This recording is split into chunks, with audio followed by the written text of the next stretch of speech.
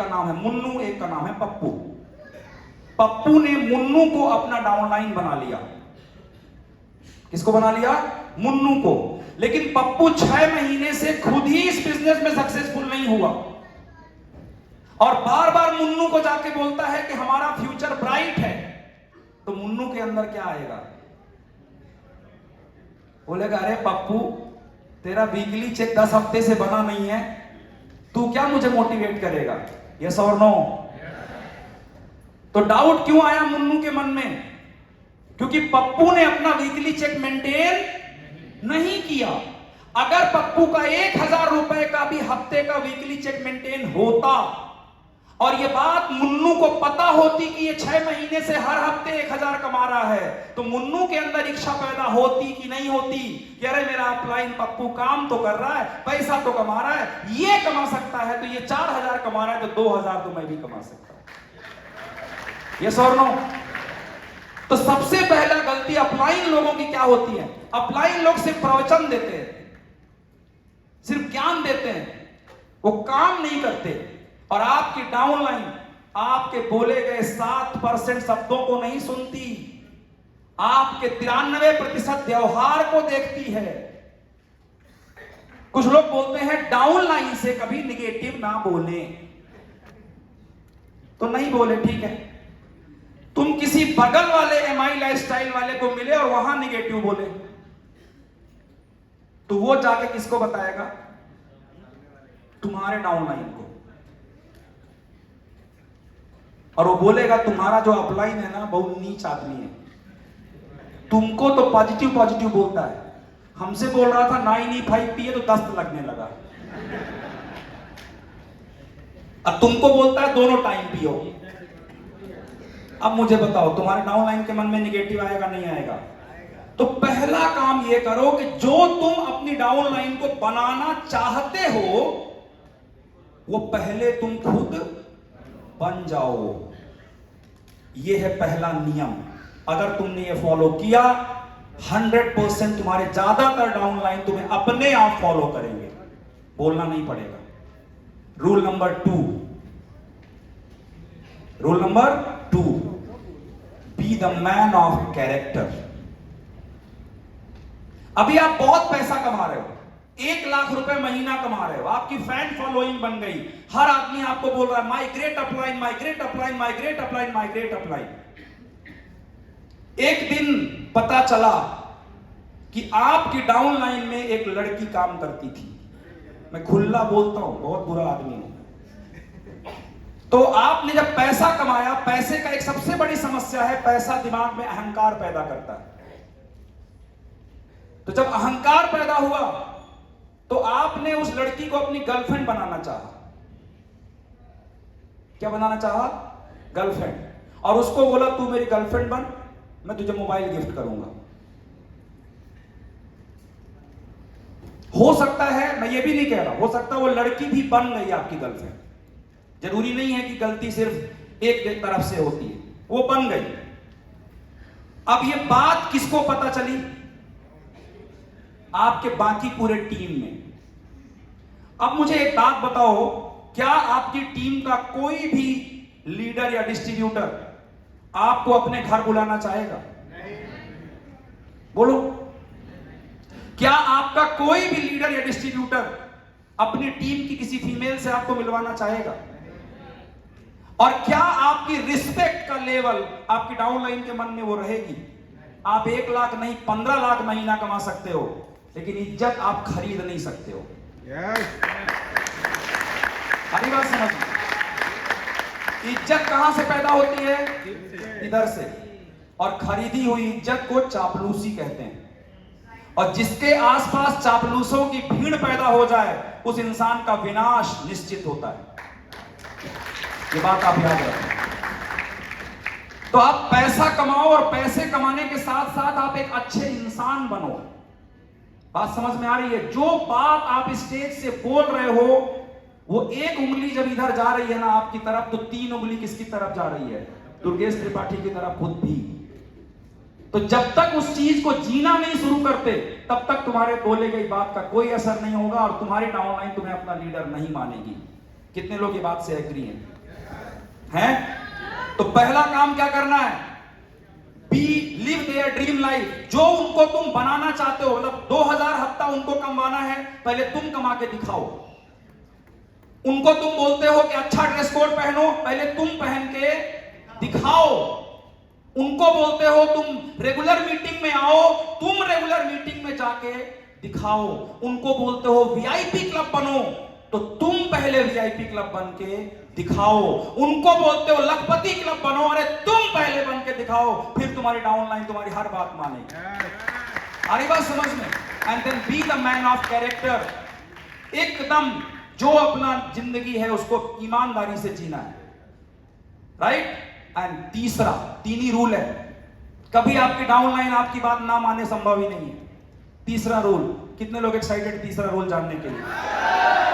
तो rule number 3 है what you can do for them.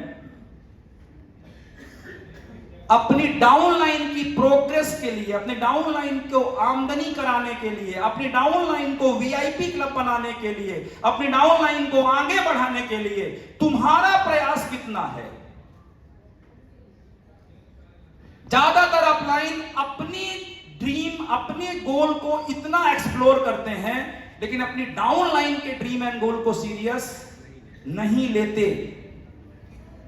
एक नियम बना लो, ये रूल है।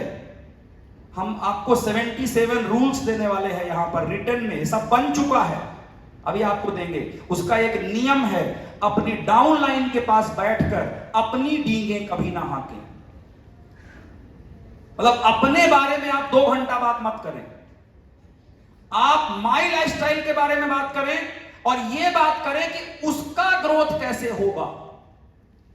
जिस डाउनलाइन का चेक 1000 वीकली नहीं बन रहा है, उसको बार बार अपना इनकम दिखाओगे तो उसके मन में बड़ी नफरत पैदा होती है कि काम हम करते हैं, मलाई केवल ये खा रहा है, और इसको ये चिंता भी नहीं है कि हमारा 1000 रुपए का चेक भी बन रहा है नहीं बन रहा है। और इस दुनिया का एक नियम है, मक्खी वहीं जाती है जहां गंदगी हो, क्योंकि उसको गंदगी खानी होती है। मधुमक्खी वहीं जाती है जहां शहद हो या फूल हो, क्योंकि उसको वो पसंद है। इंसान वहीं जाता है जहां उसका फायदा हो।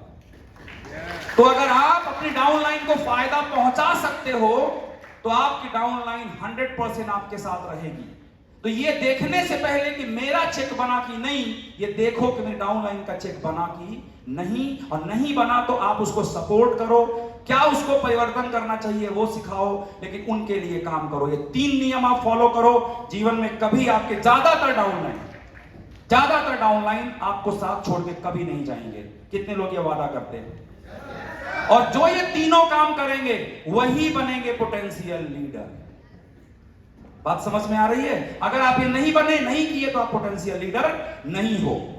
ये 3 नियम याद रखेंगे, ये कल भी हमने डिस्कस किया था। इससे आपका विश्वास का लेवल क्या होगा? बढ़ेगा।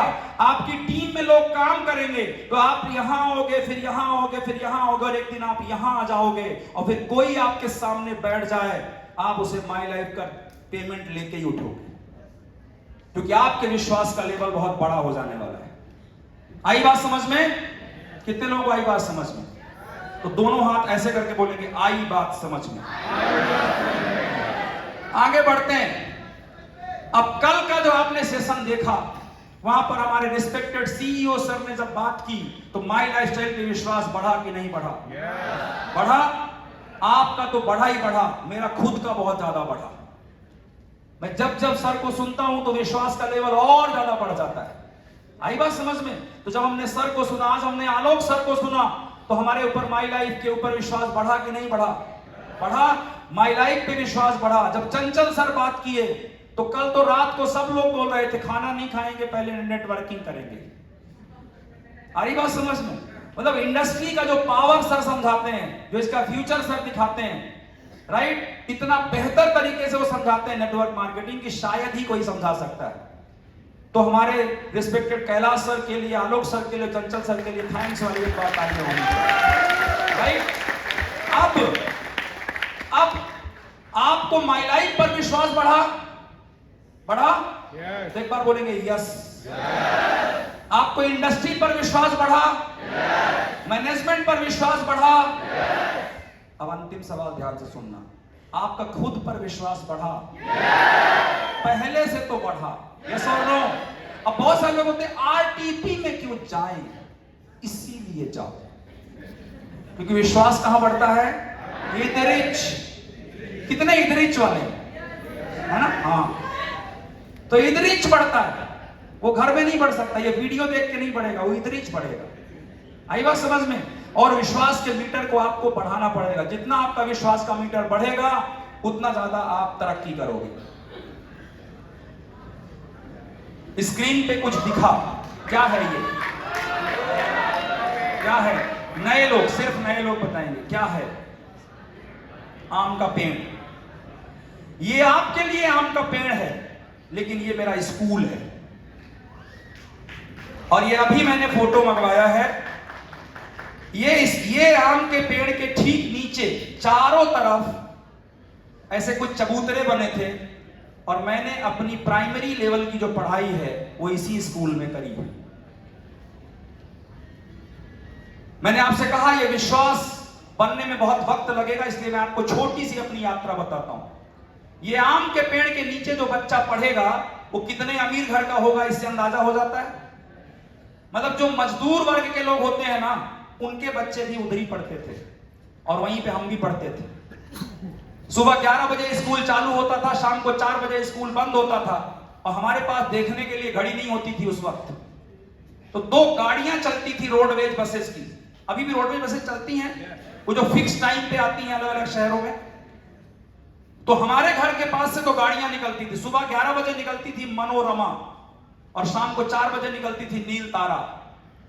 जब मनोरमा आए तो हमारा स्कूल चालू, और जब नील तारा आए तो छुट्टी। और मैं इतना अच्छा लड़का था कि मैं रोज भगवान से मनाता था, हे भगवान मनोरमा देर से आए। और आगे तो आप समझ ही गए हैं, बल्कि 11 बजे मनोरमा आए और 12 बजे नील तारा आ जाए, तो हमारी छुट्टी हो जाए। ऐसे हमारा जिंदगी शुरुआत हुई है। कॉलेज लाइफ तक साल का एक नया कपड़ा भी नहीं मिलता था। बड़े भैया के कपड़े छोटे हों और छोटे भैया बड़े हो रहे हैं। बड़ा अत्याचार हुआ है छोटों के ऊपर। भगवान राम जैसे हर भाई तो नहीं होता जो अपना सिंहासन छोड़ दे। यहां ज्यादातर बड़े भाई क्या करते हैं, अपना पैंट देते हैं, बोले सिलवा लो नया ही है। 12 साल पहनने पर नया बचता है बे, सिलवा लो, फटा नहीं है, नया नहीं है वो। ऐसे बोलते हैं ना बड़े भाई लोग। देखो मैं छोटा भाई हूं तो मैं जानता हूं दर्द। तो वो जिंदगी हमने जी है। और इससे भी बड़ी बात समझना, इससे भी बड़ी बात, मेरे जितनी बुआ हैं, जो मामा हैं, ये सब लोगों के बच्चे शहर में रहते थे। ये उसी समय कोको कोला पीते थे, जब हम जानते ही नहीं थे कोको कोला पिया जाता है, किससे नहाया जाता है। तो जब ये लोग गर्मी की छुट्टियों में कभी एक दिन के लिए गांव जाए तो हमारी बड़ी बेइज्जती करते थे। तो मेरे एक बुआ का बेटा शहर में पढ़ता था, तो वो गया गांव, तो हमसे बोला क्या पढ़ते हो। अच्छा एक चीज थी मेरे अंदर बचपन से, मतलब मैं जल्दी ऐसे अपने आप को किसी से कमजोर नहीं समझता। मतलब पैंट भैया की है ठीक है, पर हम रेमंड का सूट पहन के खड़े, ऐसे ताव से हम खड़े होते थे उस समय। अरे बस समझ में। तो जब वो मेरे बुआ का बेटा गांव गया तो बोला क्या पढ़ाते हैं तुम्हारे यहाँ। तो हमारे यहाँ मतलब 6वीं क्लास तक अंग्रेजी थी ही नहीं उधर। कितने कोई है यहाँ उस तरह का? अरे बाप रे, है कुछ प्राणी। 6वीं क्लास तक अंग्रेजी हम जानते ही नहीं थे कि अंग्रेजी नाम का कोई जानवर भी दुनिया में होता है। तो मेरा जो बुआ का बेटा आया तो बोला कि अंग्रेजी पढ़े हो।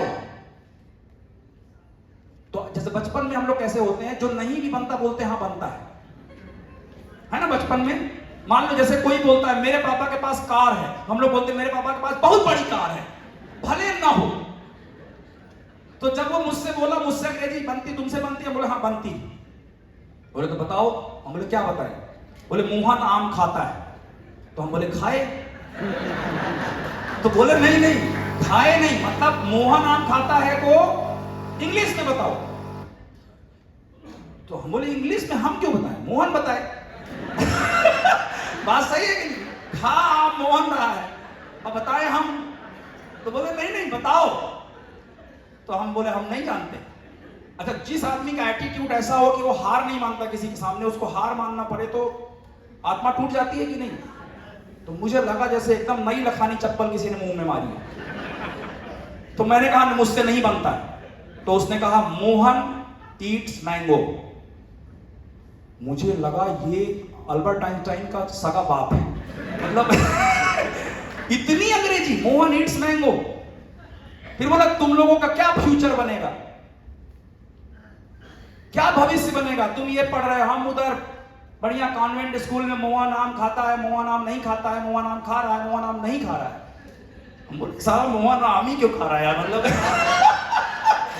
कुछ और भी तो खा सकता है ना। अब आगे सुनो, मैंने कहा मैं हार नहीं मानता, मुझे ये तो मैं कुछ भी है, मैं कुछ करूंगा। तो अब मेरी बारी थी। मैंने कहा एक वाक्य मैं भी बोल रहा हूं, तुमको भी ट्रांसलेट करना है। मैंने बोला बताओ, दुर्गेश आम के पेड़ के नीचे पढ़ता है। तो उसने बताना, मतलब इंग्लिश में तो उससे बनता था। मैंने बोला नहीं, संस्कृत में बताओ।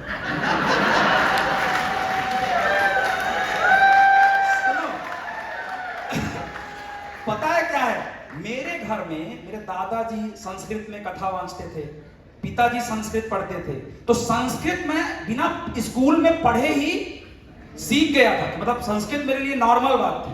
वैसे संस्कृत बहुत कठिन भाषा है, उसका नाम तो वो बोला संस्कृत में। अब उसकी फटी। बोले संस्कृत में। हम बोले हाँ बताओ। बोले क्या बोल रहा है? हम बोले दुर्गेश आम के पेड़ के नीचे पढ़ता है। अच्छा चलो छोड़ो, नया वाक्य ले रहा हूं। दुर्गेश आम के पेड़ के नीचे संस्कृत पढ़ता है। मैंने बोला बता। अब उसको नहीं आता था। मैंने बोला बोल अपने मुंह से कि मुझे संस्कृत नहीं मुझे संस्कृत नहीं आती। उसने भी नजरें नीची की और उसने कहा मुझे संस्कृत नहीं आती। सुनो, ज्यादातर लोगों के साथ प्रॉब्लम क्या होता है, किसी आदमी के अंदर कोई एक खूबी है तो हम हमेशा अपने आप को उससे कमजोर समझने लगते हैं। एक लाइन बोल रहा हूं, ध्यान से सुनना। इतने दिनों तक पीछे मत बैठना कि तुम्हें ऐसा लगने लगे कि तुम पीछे बैठने के लिए पैदा हुए हो। अपने अंदर एक आग हमेशा जिंदा रखना कि मायने ये नहीं रखता कि आज मेरी जिंदगी में क्या चल रहा है, लेकिन आने वाले 5 साल में मैं क्या करूंगा ये मैं ही जानता हूं। ये आग अपने अंदर जो पैदा रखता है ना, वही बड़ा लीडर बनता है, वही आगे जाता है। फील्ड कोई भी हो। तो उस दिन अगर मेरे बुआ के बेटे की बात मैं मान लेता तो आज यहां नहीं होता। और आपको बता दूं, ये रियल लाइफ स्टोरी है। मैं ऐसा नहीं, मैं उसे कोई नीचा दिखाने के लिए बोल रहा हूं। This is real life story. मेरे बुआ का बेटा आज भी 10,000 रुपए की जॉब करता है और संस्कृत वाले में धनिया बोल। अभी बात समझ में? तो ये कुछ भी संभव है। एक बात याद रखना कि एक चीज अपने अंदर हमेशा जिंदा रखना कि मुझ में है दम। एक बार सब लोग लगातार 3 बार जोर से बोलेंगे, मुझ में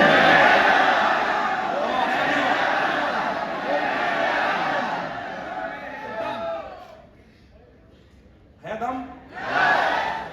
और वीआईपी क्लब जो बनता है उसका टैग लाइन क्या है?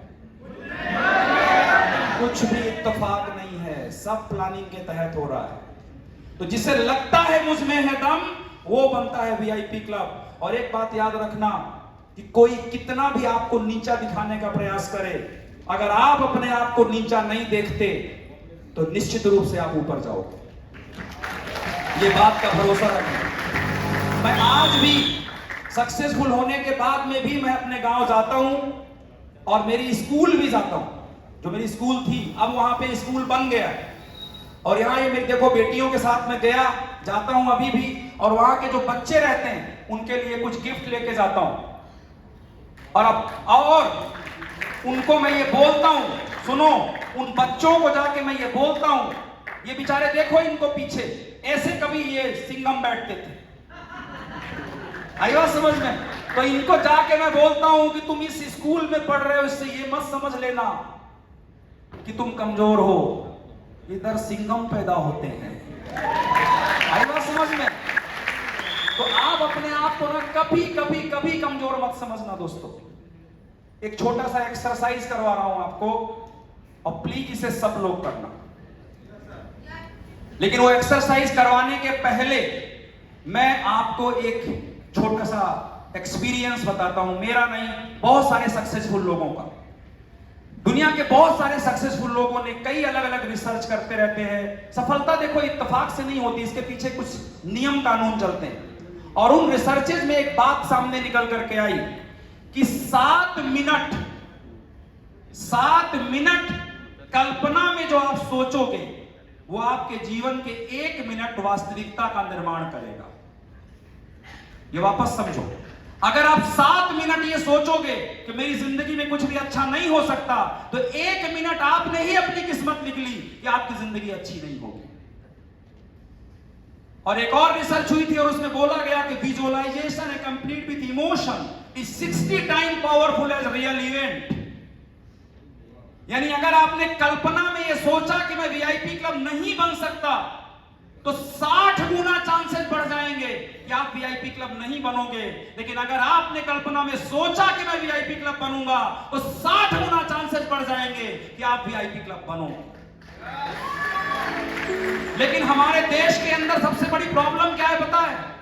हम ज्यादातर वक्त उन बातों के बारे में सोचते हैं जो हमारे लिए खराब है। आपको एक उदाहरण देता हूं। मान लो एक आदमी नया सूट बूट पहन के जा रहा है, पैदल मस्त चल रहा है, और अचानक जाके एक कुएं में गिर गया और उस कुएं में गोबर भरा। कुएं में गोबर भरा, तो पानी भरा होता तो कम से कम मर जाता। गोबर भरा है तो मर भी नहीं रहा है। आई बात समझ में कि नहीं? उधरी तड़प रहा है ऐसे ऐसे करके। अब गिर गया, कपड़ा खराब हो गया, तो क्या बोल रहे हैं? अरे यार मेरी किस्मत, मैं गोबर में गिर गया, मेरा पूरा कपड़ा खराब हो गया, मेरा राहु खराब है, मेरा केतु खराब है। मतलब क्या कर रहा है? गोबर में खेल रहा है। आई बात समझ में कि नहीं? फिर उसके बाद वहीं बैठे बैठे सोच रहा है, इस दुनिया में कोई नहीं है जो मुझे गोबर से निकाले। ये दुनिया बड़ी जालिम है, मैंने किसके लिए क्या नहीं किया, आज कोई नहीं आ रहा है मुझे गोबर से निकालने। रो रहा है, पत्नी को गाली दे रहा है, बच्चे को गाली दे रहा है, माँ बाप को गाली दे रहा है, दोस्तों को गाली दे रहा है, कोई तो आओ मुझे गोबर से निकालो। किसी को मेरी परवाह नहीं है। फाइनली वो 3 दिन तक गोबर में ही पड़ा है। कोई मुझे बताएगा वो क्या कर सकता था? एक और तरीका क्या अपना सकता था? निकलने की कोशिश कर सकता था। क्या कर सकता था? कोशिश कर सकता था, आवाज लगा सकता था, या खुद प्रयास कर सकता था। जितना 3 दिन रोने में समय गुजारा, उतना 3 दिन अगर उस कुएं से निकलने में समय निकालता, तो शायद वो कुएं से बाहर आ जाता। राइट और रॉन्ग? तो बेवकूफ था, समझदार था? बेवकूफ था। ये कहानी उसके लिए नहीं है,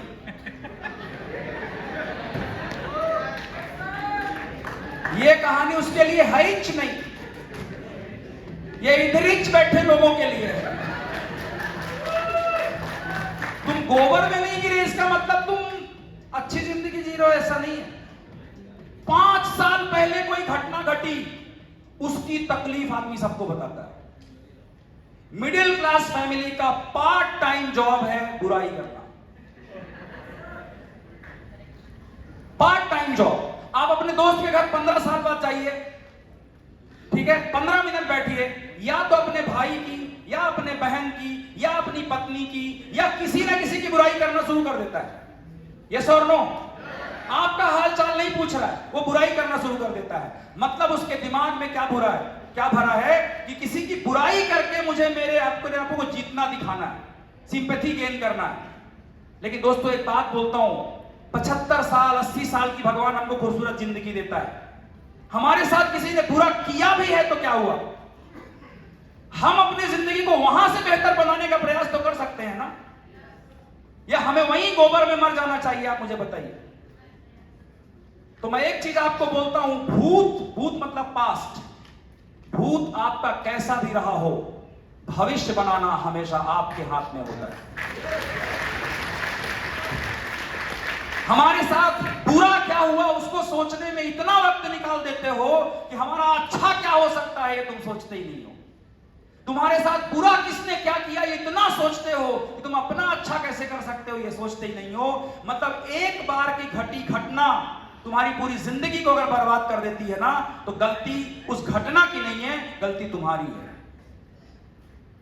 कोई भी एज हो आपकी, कोई भी जॉब हो आपकी, कोई भी जाति हो आपकी, हमारे समाज में ऐसे ऐसे लोग हैं जो बोलते हैं जो गोरे लोग हैं वो स्मार्ट हैं और जो गोरे नहीं है वो बेकार है। हम कितने गोरे हैं देख ही रहे हो। तो हमको क्या बोला गया होगा बचपन में, उसको देखो बढ़िया गोरा नाटा, इसकी तो शादी भी नहीं होगी। ये मजाक में नहीं बोल रहा हूं, बोला गया मुझे। बचपन में मुझे इतना ज्यादा काला होने का दुख होता था, और मुझे दुख नहीं था, जिसको देखो वही बोलता था इसकी शादी नहीं होगी, काला है। और मुझे 5-6 साल की उम्र में टेंशन हो गई थी कि शादी नहीं होगी तो मैं क्या करूं। मतलब शादी को लेकर मैं कितना विजनरी था आप सोचो। तो मेरी अम्मा मुझे नहलाने ले जाती थी कुएं में, कुआं था हमारे घर के पास। तो उस समय वो एक साबुन आता था लाइफ बॉय, देखो नाम भी भूल गया, लाइफ बॉय।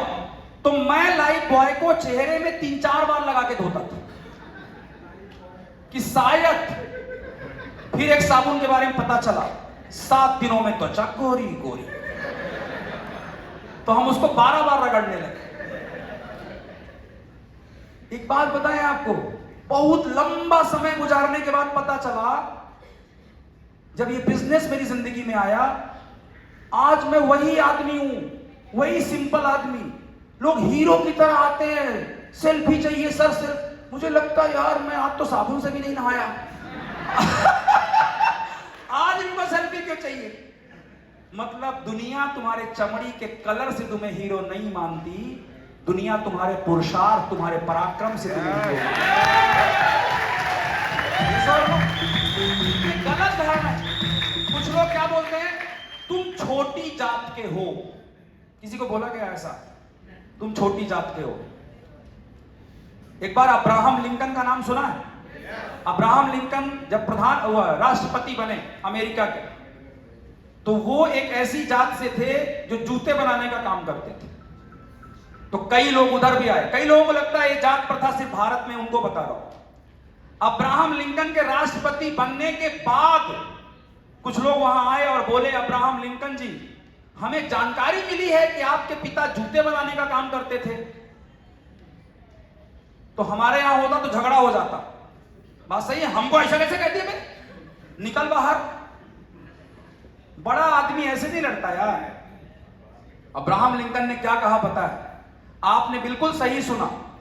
मेरे पिताजी जूते बनाने का काम करते थे और उनके पिताजी भी जूते बनाने का काम करते थे, और हमें जूते बनाने के काम पे गर्व महसूस होता है।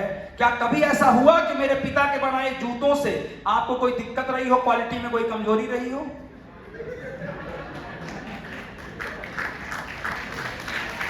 उसका मुंह छोटा सा हो गया, उसने तो कुछ और बॉल डाली थी, लेकिन उत्तर उसको किससे मिल गया? अब्राहम लिंकन से। यानी एक ऐसे व्यक्ति से जो अपने बारे में अच्छा सोचता है, बोलता है मुझ में है। हाँ। तो वो बोले कोई जूतों से दिक्कत हुई क्या? बोले नहीं हुई। बोले फिर आप पैरों टंकी कर रहे हैं, बैठिए।